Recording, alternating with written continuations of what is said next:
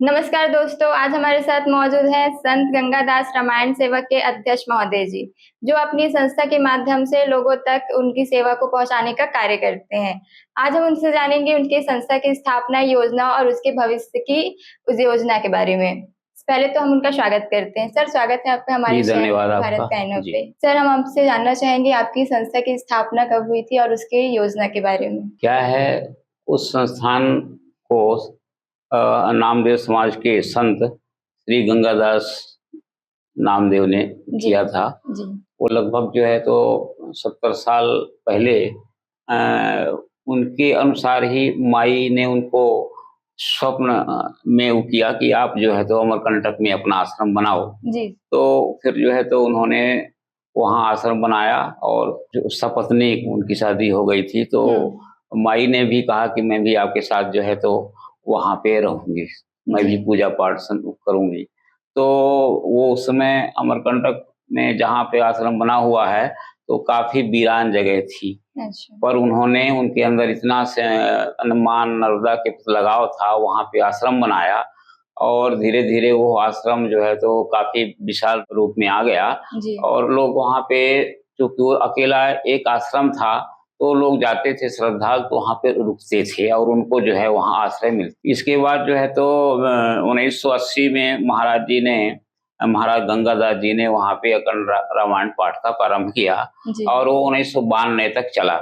मतलब 12 वर्ष तक का अखंड रामायण पाठ चला और इसके बाद जो है तो उन्होंने पूर्णाहुति भंडारा करने के बाद 4 साल तक और लगभग जो है तो वो चलता रहा।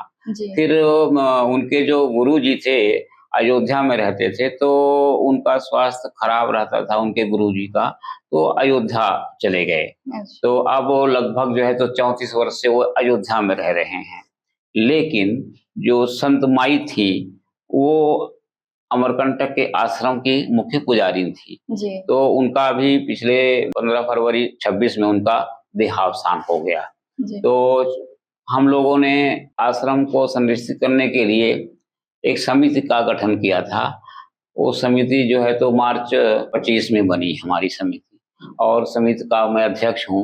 क्योंकि वो आश्रम बहुत जीर्ण शीर्ण है, तो हम लोग ये चाहते हैं कि वो हमारे मतलब समाज, नामदेव समाज की आस्था का केंद्र है। साथ ही साथ जो वहाँ पे श्रद्धालु आया करते हैं, तो जो गरीब श्रद्धालु हैं, जिनके पास पैसे नहीं होते अन्य आश्रमों में रुकने के लिए, इलाज में रुकने के लिए, तो वहाँ आश्रय पा करके खाना बनाना, जो भी वो सीधा सामान ले आते थे, तो वहीं पे खाते थे और कुछ हमारे मंदिर सहयोग मिल जाता था, उनको भोजन पानी की व्यवस्था हो जाती थी।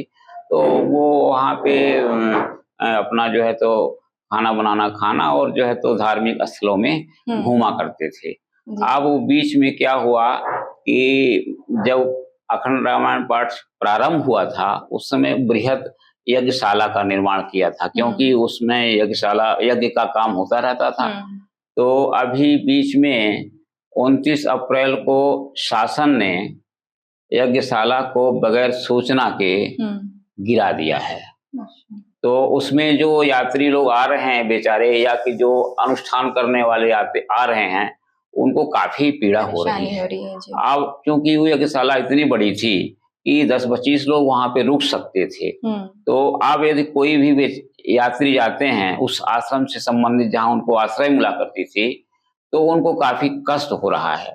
अभी मैं वहाँ पे परसों गया था और वहाँ तो देखा तो एक संत जी राजस्थान से आए हुए हैं, तो उन्होंने काफी पीड़ा व्यक्त किया और उन्होंने कहा कि मैं पहले भी माई के जमाने में आया करता था, मतलब जो है तो अनुष्ठान किया करता था और मैं उसी पर्पज से यहाँ आया हूँ कि चतुर्मास 4 महीने तक मैं यहाँ रुकूंगा और यज्ञ हवन भागवत कथा पुराण का पाठ कराऊंगा। लेकिन जो है तो आज चूंकि यज्ञशाला नहीं है और मंदिर में इतनी जगह नहीं है कि 10-25 लोग वहाँ पे रुक सकें, तो उन्होंने मांग किया है कि प्रशासन जिस स्तर से उन्होंने गिराया है बगैर सूचना के, उसका पुनर्निर्माण करे।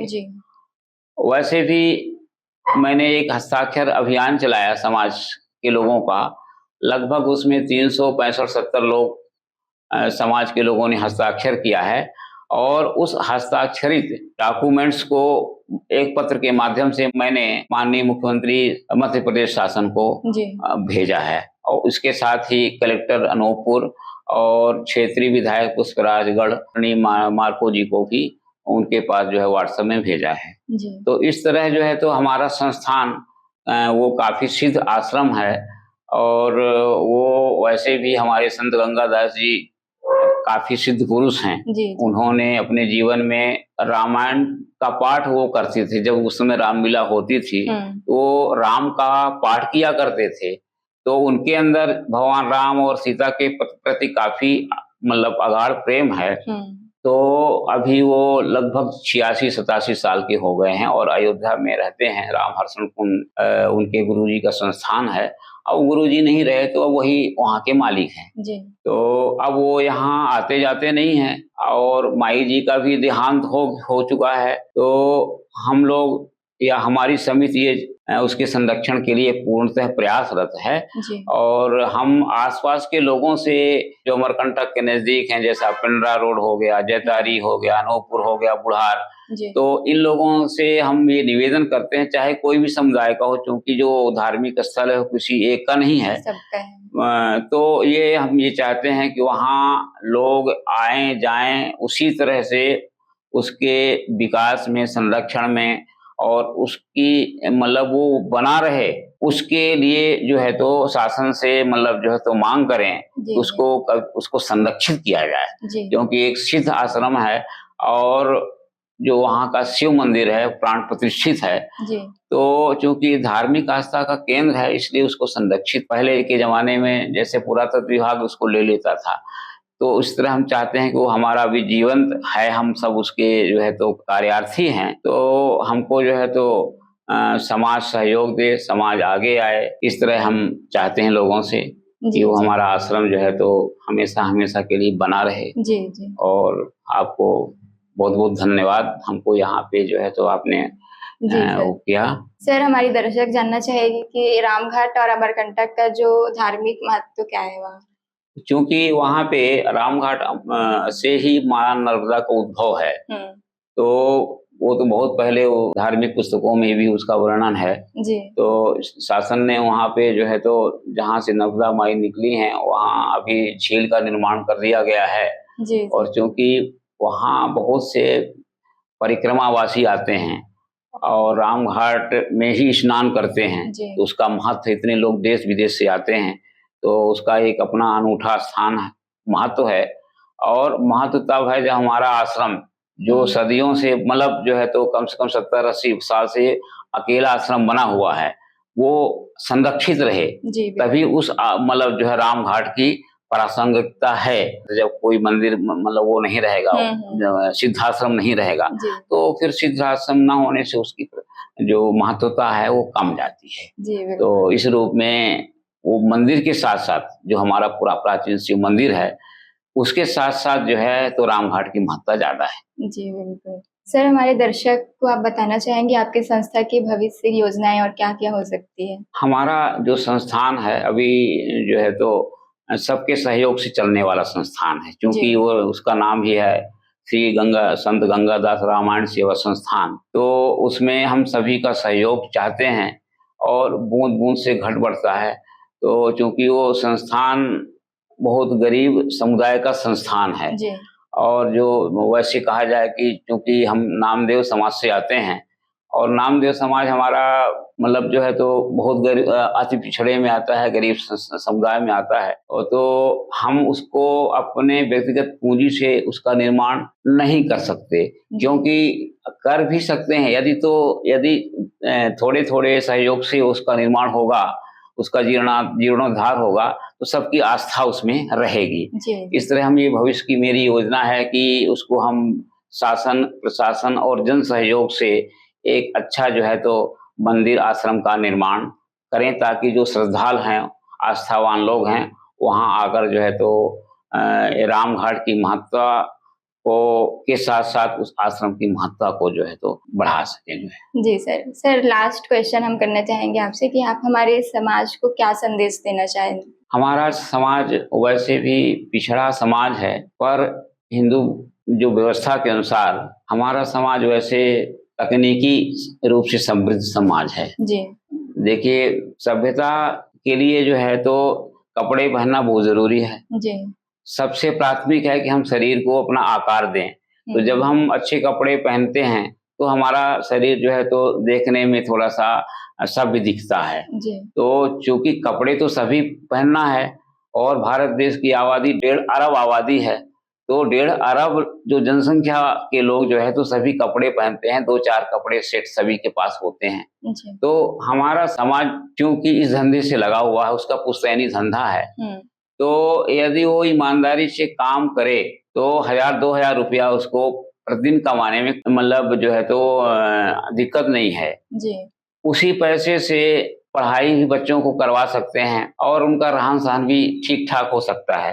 पर हाँ, उसमें लगन होनी चाहिए। जी, जी। तो जब हमारे समाज के बच्चे पढ़ लेंगे उनकी मेहनत की कमाई से, तो उनके पास और थोड़ा-सा जो है तो स्टेटस आगे हो जाएगा और उनके बच्चे मान लीजिए कि ये सोचते हैं कि भाई इस धंधे से हमारा जो है तो सही ढंग से में भरण-पोषण नहीं हो पा रहा है, हम बच्चों को नहीं पढ़ा रहे हैं, तो वो दूसरे धंधे में चले जाएँगे जी। क्योंकि उनके पास शिक्षा हो जाएगी, तो शिक्षा से जो है तो सामाजिक स्तर थोड़ा बढ़ जाता है, नौकरी मिल जाएगी, अच्छी नौकरियाँ मिल जाएँगी, तो स्टेटस बढ़ जाएगा। इसलिए हम समाज को ये दिशा देना चाहेंगे कि जो आपके पुश्तैनी धंधे हैं, तो उसको अच्छे ढंग से करिए और शासन से माँग करिए कि भाई जो है हमारा जो पुश्तैनी धंधा है, हमारे पास इतनी पूँजी नहीं होती है कि हम कोई दुकान शहर में लेकर के और अपना धंधा कर सकें। तो शासन हमारे लिए दुकान की व्यवस्था करवाए, जी। तो उस रूप में हम एक अच्छा व्यवसाय कर सकते हैं और हमारे समाज मतलब जो है तो प्रगति हो सकती है। जी सर। सर, आप जिस समाज से आते हैं वहाँ शिक्षा का क्या स्तर है और आप क्या संदेश देना चाहेंगे? देखिए, आज जहाँ भारत देश में जो है तो या विश्व में कहें शिक्षा का स्तर काफ़ी बढ़ा हुआ है। जी। उस अनुरूप हमारे नामदेव समाज में शिक्षा का स्तर बहुत डाउन है। जी।